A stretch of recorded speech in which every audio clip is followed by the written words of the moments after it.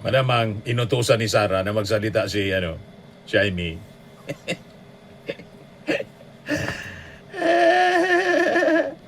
Matindi kasi yung pasabog ni Ramil Madriaga, mga kababayan. Kaya masyadong natataranta. So ang dapat gawin ni Amy, magiging witness si Ramil Madriaga. Gusto niya, gisahin niya si Madriaga. Kaya lang, kwan siya, hindi man siya prosecutor, kundi judge siya, sitting as judge bilang senador. Hindi man niya mako-cross-examine. Di sabihan niya yung mga kaalyado niyang abogado, yung team ng mga abogado ni Sara Duterte, yung legal counsel, nag-isahin si Madriaga para lumabas yung totoo. Di ba? Kasi sigurado na, mga kababayan, na si Madriaga magiging witness. Kaya lang, irrelevant yon sa Senate trial. Yung issue ng term sharing na binulgar ni Madriaga, hindi man yon konektado. Wala yon sa usapan sa articles of impeachment. Irrelevant.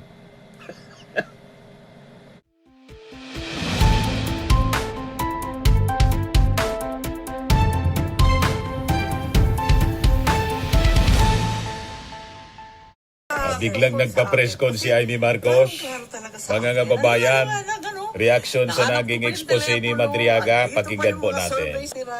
Naku, talaga naman. Balik ta rin niya lahat yan. So you're appealing to PBBM na sana kung hindi siya nasa likod nito, itama niya yung kasinungalingan na yun ni Madriaga? Oo, kasi magkasama kami. Alam niya yung totoo. Are you expecting him to say something about that? No? Sana.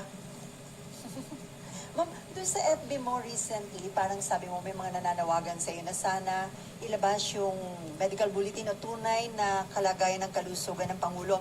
Pero after that, parang the same day yata, nagpakita si Presidente, nag-jogging, nag-jumping jack, and then challenge pa niya yung mga tao na nagsasabing may sakit siya na sumama sa kanyang mag-gym at magbuhat. Hindi kami nagkikita, tama yon. Kaya ang dami nangungulit sa akin. Oy, pagtapat na ninyo yung nangyayari kay Presidente. Sabi ko, sa kasamaan pala, hindi naman kami nagkikita. Mukhang isang taon niya.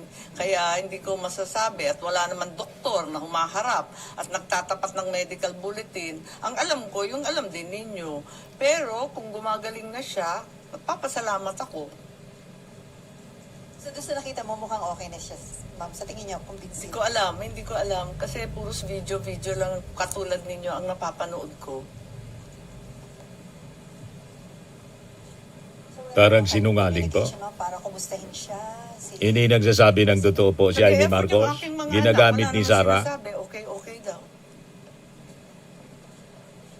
Yes po. Yun lang pong sinabi ni Madriaga na yung about term sharing. Ano po sa tingin niyo motive? Bakit niya i-float itong idea na... Hindi ko alam. Wala ngang sense eh. Talagang kabulastugan eh. Bakit magte-term sharing samantalang nagmamakaawa na kami na si Sara magpresidente? Makikishare pa ba naman yun? Anong kalokohan yan? At tulad ng sinabi mo, anong pakay nun? Anong purpose? For what ang term sharing? Ang ini-imply ba niya na nanggugulo ang mga Duterte kasi hindi na isatupad yung term sharing agreement? Yung ba ang implication? Hindi ko alam. It's all speculation on my part. I have no clue. I don't know the guy. Huhi na huhi ako dyan.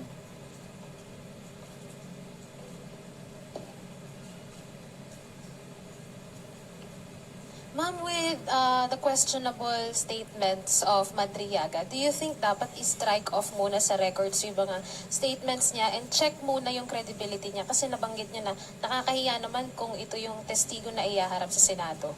Matagal ako sa Congress at alam ko maraming magaling dyan. Sila nang bahala kung anong gagawin. Pero tulad ni Tanya Gaisano Lee na painter, na pinabulaan din yung tungkol sa painting, na hindi siya scholar na taga Laguna, kundi isang tumataginting na Gaisano pa, talagang maraming hindi totoo. Nag-statement din si VP Sara tungkol sa bar exam niya. So, ako, Natataranta sila po. nagdadagdag lang ako ng alam ko. Kung anong gagawin ng Kongreso, nasa sa kanila yan. Saan yung ginagawa po ba ngayon ng HOR dito sa impeachment proceedings? Sa tingin niyo po ba dapat dito sa Senate ginagawa yun? Kasi may presentation of evidences na po and witnesses sa HOR ngayon po eh. Hindi ko alam, may nagsasabi na parang mini trial. Pero Congress has its own rules, may sarili silang patakaran, may sarili silang pinatutunguhan. So ma'am, kapag umakyat dito sa Senate yung impeachment case against VP Sara, pagdating sa punto na yun, i-confront nyo si Madriaga?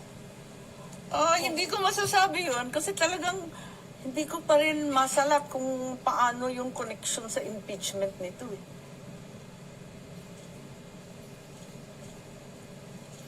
Ma'am, dun sa huling part nung ano nyo kanina, may challenge kayo or appeal kay BBM to speak up, to tell the truth po. Ano po yung particular po dun sa, yung negotiations po na i-kontra nyo, ibabangga kay dun sa statement ni Madriaga? Sinabi ko na di ba, yung term sharing, yung November 21, yung mga kinumbinsi, natatakbo.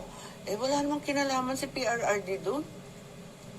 Yung ano ma'am, parang sinabi nyo rin kanina, nag-issue na rin ng statement si BBM na dinideny niya na yung term sharing po dun kanina. Yun ang statement ng 2021. 2021 po. Yan, nasa dyaryo. Oo. Yan po. Ang media rin naman ang naglabas. Yun nga, yun lang naman. Ma'am, during the negotiation po, hindi parang si Pangulong Digong blindsided po ba siya? And si BBM Wala kaming, all the way alam niya. wala kaming negotiation kay PRRD. Tabulagta na lang yung matanda.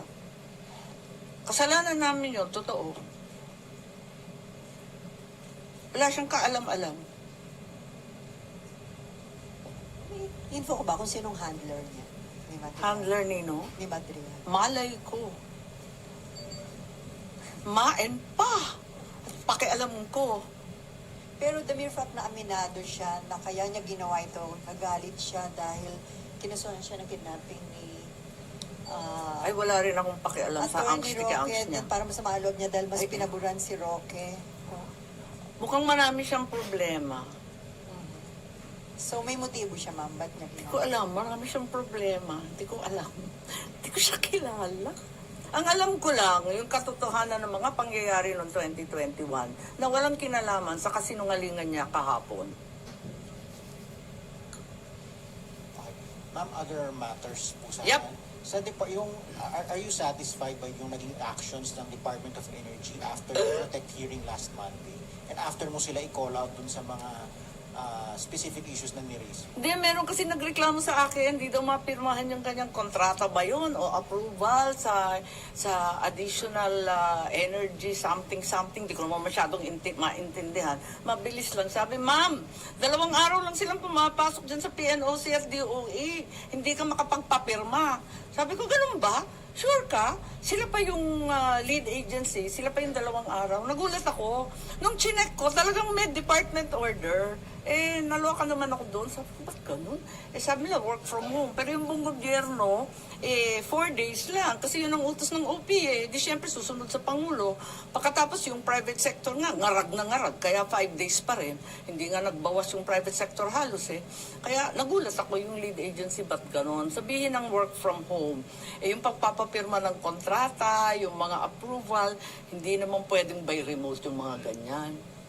Do you also accept yung reasons naman na executive kung bakit yung emergency powers, ang grinant lang na excise tax relief ay sa LPG at kerosene, yung diesel at yung gasoline, which is yung mas kailangan ng mas marami, hindi sinama?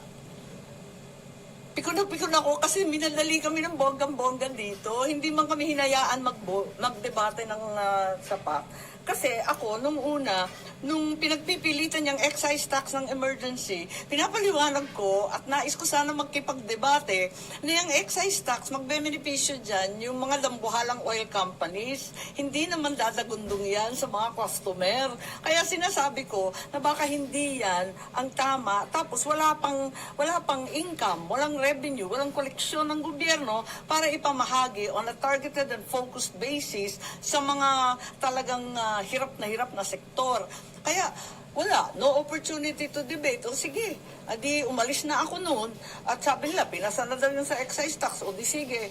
At sabi ko, aralin ninyo sana yung VAT. Sabi na, napakahirap niyan, may input-output. Mahirap nga, pero kayang gawin. At point of sale yan, ramdam kagad yung 6 pesos, 7 pesos kung ano maibabawas. Ramdam kagad sa gas station.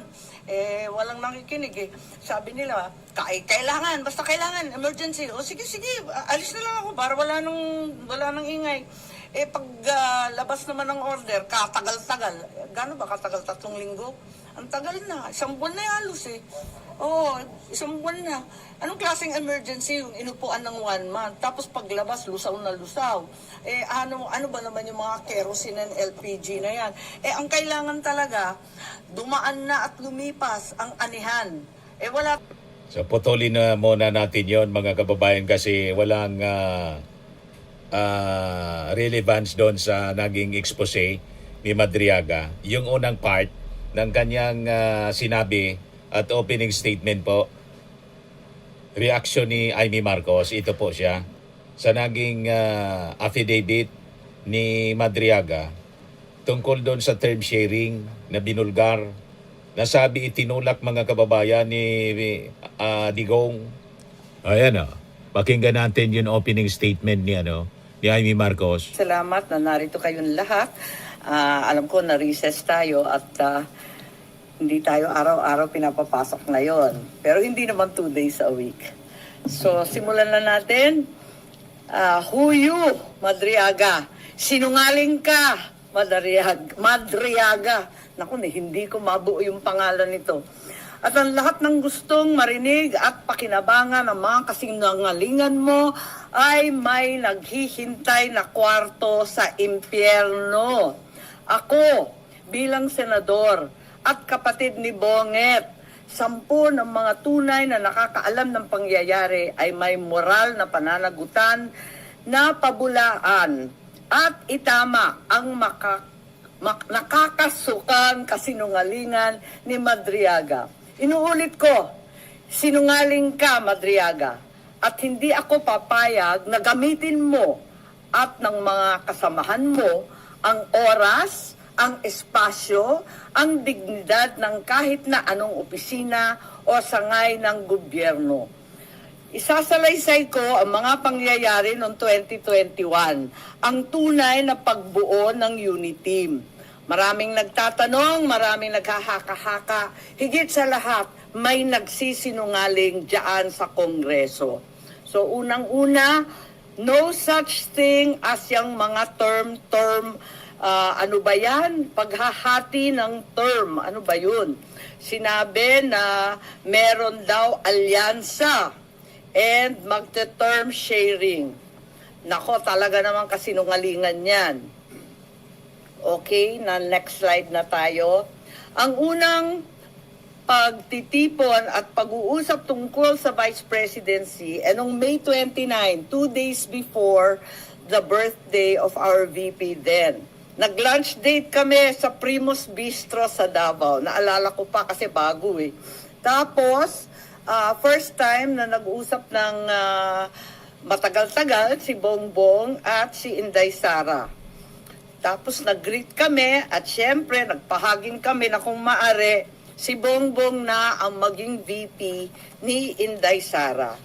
Kasi alam naman natin na mamayagpag sa lahat ng survey si VP noon, Mayor Inday siya, bilang presidential bet. Ika nga, walk over sana. Kasi nakaupo pa yung tatay niya at napaka-popular niya mismo. Ngunit nung August 5, maaalala ninyo, sinabi ng PDP Laban, ine-endorso si Bongo and Rodrigo Duterte as VP. Yun ang official statement.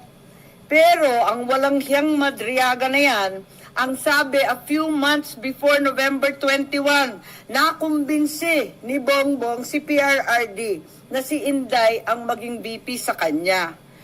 Hindi ko talaga maintindihan ang pinagsasabi niyan.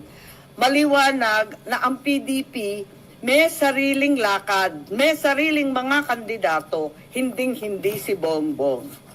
Nag-umpisa kami mag-usap-usap sa isang GC noong September 7. Nag-uusap na kami, pero nag-decide ako, mag-GC na tayo. At sa awa ng Diyos, kahapon, sa yamot ko, sa inis ko, dyan, sa sinungaling na yan, na hanap ko ang aking lumang cellphone, andito. At as usual, Samsung na may note, at nakita ko yung aming pagte-text. Yan, nabuo ang isang grupo kasama ng ilang kamag-anak, na kamag-anak rin ni Inday, kamag-anak rin namin. Makikita nyo, September 8, dineklara na Go Duterte na ang standard bearer. Walang Bongbong, walang Sara. Ang sinungaling talaga. Pagkatapos, September 10, sabi nga, duda na si Presidente o si Sara ay tatakbo. Sinabi ni Mayora noon na silang mag-ama may deal. Isa lang ang tatakbo sa kanila sa national. Hindi ko maintindihan ang mga claim nitong taong ito. Tapos, in-endorse, September 19, magulo. Magulo talagang panahon na yun eh. Si Pacquiao naman ang in-endorso. September 28, nag-usap-usap kami sa bahay. Andyan si Bongbong, yung kamag-anak namin, si Mike Acevedo Lopez, kamag-anak namin ng mga Duterte. Hindi ko maintindihan, may lola yung nanay ko na lola rin ni PRRD. Ang sabi, Bongbong will file. Ako to, text ko to, nakita ko eh. He will file October 6 as instructed. Pero sana somebody will file as his VP. Kasi nakakatawa naman, walang katandem. Yun ang pinapaliwanag ko kay VP Sara Mayora noon. Still hoping you will run and he will slide down to VP ASAP. Ewan, ganon. Ngayon, ang sagot naman ni VP, tulad ng sinabi niya sa media, naku, ang usapan namin ni PRRD, VP na siya sa PDP, ako, mayor na. At yun nga ang nangyari. The same day, VP Sara, then mayor, filed her COC as Davao Mayor. Diba, nangyari yon. Pagkatapos, eto, October 6, si Bongbong nag-file candidacy for president at ang maliwanag, mag-isa lang siya. Kasi eto nga, inaasam-asam namin na si Mayora pa rin ang kanyang katandem. Pero itong Madriaga dyan sa Congress, sabi niya na si PRRD daw, sinabi sa kanya noong November 21 na si BBM tatakbo at si Sara ang VP. Anong kasinungalingan niyan? October 6 pa lang nag-file na si Bongbong na mag-isa. Kaya magtataka ka talaga. Maalala po ninyo na nung pagkatapos nun, ayan na yung kay Bato. Maalala ninyo, bigla ang pinatakbo si Bato at para siyang seat warmer lang. At ang inaakala ng tao si Bongo at saka si Presidente Duterte ang kanyang VP. Huwag nilang ginugulo ang kwento. Talaga naman, maliwanag to. Hindi ko maalala ito pagkat hindi ako sang-ayon. Ang nangyari sa October, pag-file ni Bongbong, pinatawag siya ng PDP sa palasyo. Yun ang totoo. Hindi yung sinasabi ni Madriaga na kaming magkapatid, pumunta kay PRRD para mag-term sharing deal. Walang ganon, walang alam si PRRD, kasinungalingan yun. Ang nangyari, nung nag-file si Bongbong, tinanong siya ni PRRD, tatakbo ka ba? Tapos sabi niya, oo, nag-file na po. Nandun yung PDP, si Alcusi, si Bongo, si Medjaldea yata. Wala ako Kasi ayokong pumunta si Bongbong. Sabi ko sa kanya, hoy, wag kang pupunta dyan. Sabi niya, nakakahiya naman ang nagpapatawag sa Pangulo. Sabi ko, kukuyugin ka lang ng PDP, pipilitin kayo. Huwag ka nang pumunta. Tapos, napakiusapan yata at pumunta siya nung una. Second time, pumunta rin siya. Pinatawag na naman siya kung talagang ayaw niya. Dalawa lang option. Manatili siyang presidente, pero ang kanyang vice president si Bongo, ang buong cabinet hawak ni Bongo. Parang ganun yung kwento. Hindi ko maalala kasi yun nga, hindi naman ako sang-ayon doon sa pagpunta niya. Tapos, yung isang option, Bongo for president, si Bongbong na lang ang vice. Parang ganun ang pinag-uusapan ng PDP. Si presidente, tinatanong ko si Bongbong, anong sabi naman ni PRRD? Sabi niya, wala naman sinasabi masyado, sinabihan na lang akong good luck kung tatakbo ka. Parang ganun. Sabi ko, umuo ka ba o hindi? Sabi niya, ano pang gagawin ko? Di umuo ka. Wala naman siyang imik. Later on, ang pagkasabi ng mga PDP, parang nagkasundo na daw sila ni Bongbong at na-onse raw sila. Pero wala ako doon. Kwinento lang ni Bongbong, pagkatapos ng meeting niya, pumunta sa bahay namin. Ngayon, tuloy-tuloy, pursigido pa rin ako na si VP Sara ang maging katandem ni Bongbong. Kinukulit ko siya. Tapos, nung bandang October 27, kasi nga nabalitaan na pinapatawag ng PDP si Bongbong, nagtatanong, sure ka ba na atras si BBM sa PDP talks? Ayan, andito sa telepono ko. Andyan, nakikita ba? Ayan. Oo nga, grabe sa media. Hindi ko naman iniinsulto yung PDP, pero tapos na yung mga salita-salitang ganyan. Tapos, ang sabi ni Mayora noon, duda ko, mahina akong vice president. Sabi ko, mahina kang vice president kasi gusto naming lahat president ka. Magpa-survey ka. Kaya, nahanap ko nga, andito pa, pinaprint ko ulit yung mga survey. Nagpagawa pa siya ng survey. Hirap na hirap nga kami magpa-survey pagkat eto nga, talagang undas nun eh. All Saints Day noon, ang hirap maghagilap ng tao, pero kahit papano nakapag-produce kami ng survey at nag-presentation noong November 3 na tama nga ang kutob niya, mahina siya bilang vice-presidente kesa sa presidente. Kasi na-disappoint yung mga Sara All. Alam naman natin yon. Pero sabi ko, malakas ka pa rin. Walang tatalo sa'yo. At yun, panay ang usap namin kung anong gagawin, kung anong dapat. At walang kinalaman to sa PDP at PRRD. May kanya-kanyang landas to eh. Talagang magulo nun eh. Makita ninyo, November 9, si Mayora nag-withdraw from the mayoralty race, Baste replaced her. So hindi ko alam yung mga November 21 ng Madriaga na yan. Pagkatapos noon, makita ninyo ang ating vice-presidente nag-resign sa Hugpong. Ayun, November 10 din yan. Tapos, noong November 11, sa isang kasal ng anak ni Senator Revilla, si Inday Sara sumali sa Lakas CMD para meron na siyang national party. Naghahanda na siya. Ayun. Pagkatapos niyan, nag-happy birthday na naman siya sa GC, ano? Happy birthday, Senator Amy. Many, many happy returns. Tapos, tinatanong ako sa telepono, ano naman ang birthday wish mo? Sabi ko, birthday wish ko, same as last year, Inday for President. So, hanggang sa dulo talaga, pinagpipilitan namin na siya talaga. Ayun.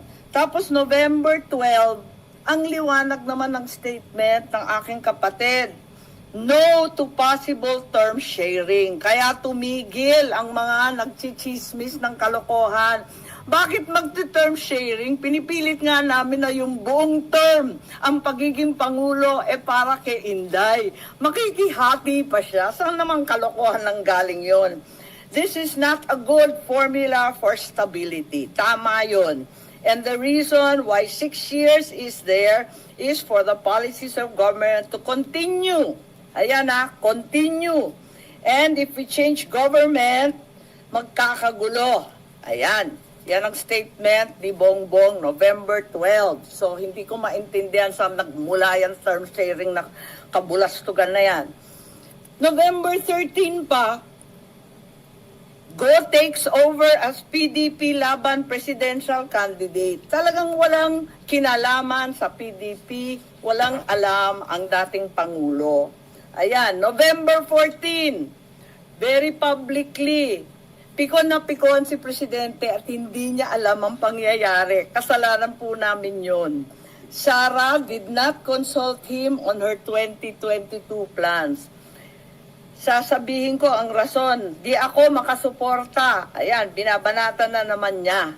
Kita naman natin November 14 na yan. Ewan ko kung saan yung kasunduan na pinagsasabi na kinumbinsi ni Bongbong o kinumbinsi si Bongbong, pati yung sinungaling, nagkabulbul na. I'm sure yung pagtakbo, desisyon ni na Bongbong, totoo naman, ang kulit-kulit kaya namin. Tapos, November 16, sabi ni Nograles, wala nang Duterte go. November 16 din, talagang nag-iisip na kami ng kampanya kasi pumila na eh. So doon sa group chat, makikita ninyo, I like unity, power tandem yan. Sabi ko, uniteam. Tapos sabi, only team. Okay, ilabas ko na to. Uniteam na tayo. At doon nagmula yung Uniteam, November 16. Okay? So, hindi ko maintindihan yung November 21, nangangampanya na by November 21. Nako. Pero, hindi pa rin napapawi ang galit ni PRRD, November 18, bumabanat pa rin kay Bongbong. Asan ang pagkakasundo dyan? Tapos tuloy-tuloy na po, November 21, nasa Davao, nasa Mindanao, November 25, tuloy-tuloy na yung mga partido na sumapi. At finally, matagal to December 14, tsaka lang nag-withdraw at umatras si Bongo bilang presidente. Kaya gusto ko lang itweet itong mga kabuktutan na mga ito. At sasabihin ko lang na pawang kasinungalingan ang pinagbibitaw ng Madriagang yan.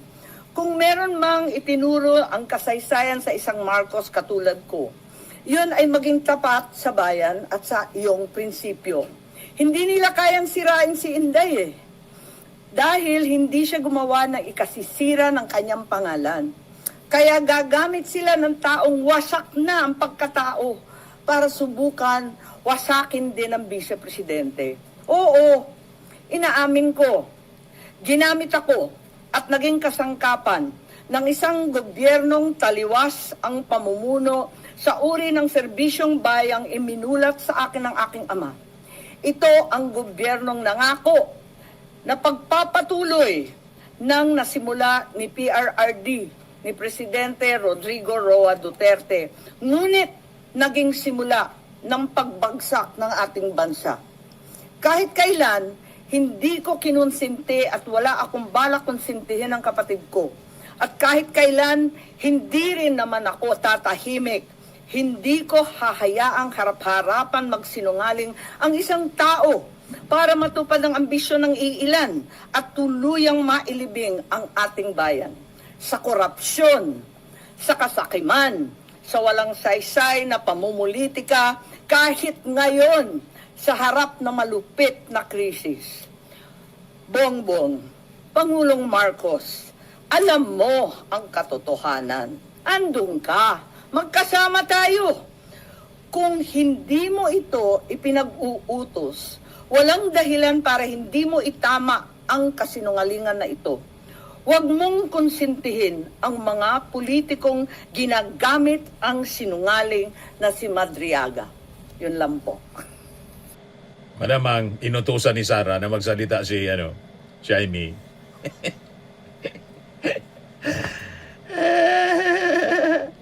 Matindi kasi yung pasabog ni Ramil Madriaga, mga kababayan. Kaya masyadong natataranta. So ang dapat gawin ni Amy, magiging witness si Ramil Madriaga. Gusto niya, di gisahin niya si Madriaga. Kaya lang, kwan siya, hindi man siya prosecutor, kundi judge siya, sitting as judge bilang senador. Hindi man niya makokross-examine. Di sabihan niya yung mga kaalyado niyang abogado, yung team ng mga abogado ni Sara Duterte, yung legal counsel, nag-isahin si Madriaga para lumabas yung totoo. Di ba? Kasi sigurado na, mga kababayan, na si Madriaga magiging witness. Kaya lang, irrelevant yon sa Senate trial. Yung issue ng term sharing na binulgar ni Madriaga, hindi man yon konektado. Wala yon sa usapan sa articles of impeachment. Irrelevant. Di ba, mga kababayan? Grabe yung pagkataranta ng kampo ni Sara Duterte. Isintro na lang kasi ninyo doon sa articles of impeachment. At si Sara mismo dapat humarap sa hearing para siya mismo yung magsabi. Ayaw man niyang humarap. Ngayon, ito yung challenge natin kay Amy Marcos. Ba't hindi mo sabihin yan sa harap ng mga congressmen? Sa susunod na hearing, mag-request ka as a resource person, magpaimbita ka. Hindi ka man kasi pwedeng isumpena. Di ba? So magpaimbita ka, sabihin mo, gusto mong magsalita kasi nabanggit ang iyong pangalan doon sa testimony, sa affidavit ni Madriaga, di para ma-cross-examine. O, di ba? Kaysa nagpa-press con ka, tulad ni Sara Duterte, mahilig magpa-press con, hindi natatanong ng maayos. Di ba? I-confront mo si Ramil Madriaga sa Congress. Pwede naman siguro pagbigyan. Tama? O ngayon, mga kababayan, nagsalita na rin, nagpalabas ng statement si Sara Duterte tungkol sa sinabi ni Madriaga na pasang-awa siya sa College of Law at saka bully.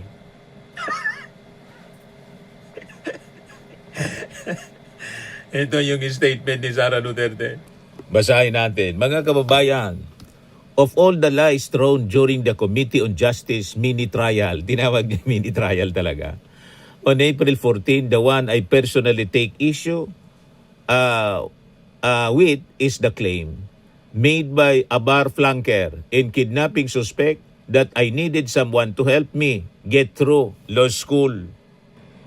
I completed my studies on my own terms. I placed a higher premium on living a well-rounded life rather than pursuing academic excellence. I never asked any professor for special accommodation for my grades because the bare minimum was easy enough to meet.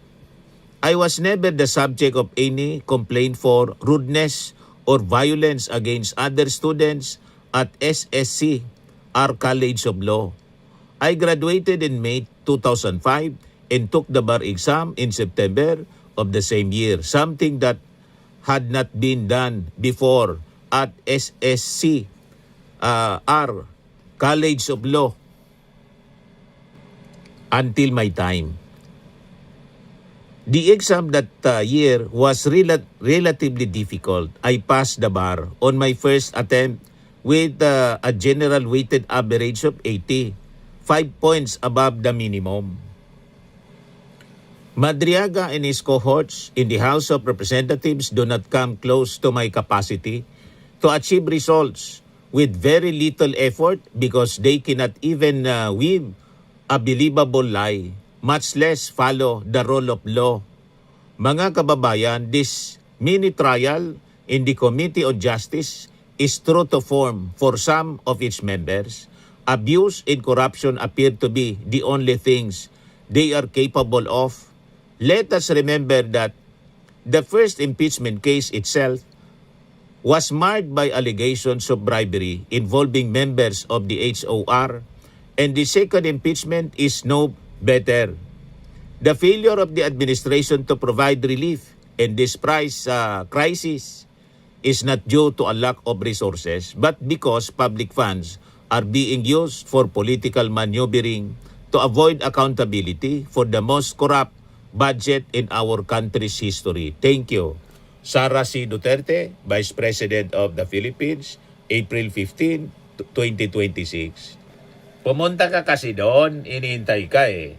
Pati yung mga abogado mo, ang dami mong mga abogado. Harapin mo kasi, i-confront mo yung witness.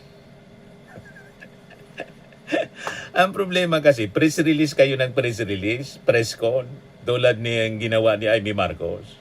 Binibigyan kayo ng due process, ayaw man ninyong harapin. Siyempre, sinong maniniwala sa kwento ninyo? Gawin ninyo, i-confront ninyo si Ramil Madriaga sa kanyang sinasabi ninyong kasinungalingan. Ganon din si Amy Marcos. Yun ang dapat, hindi yung press con lang. Tama pa mga kababayan?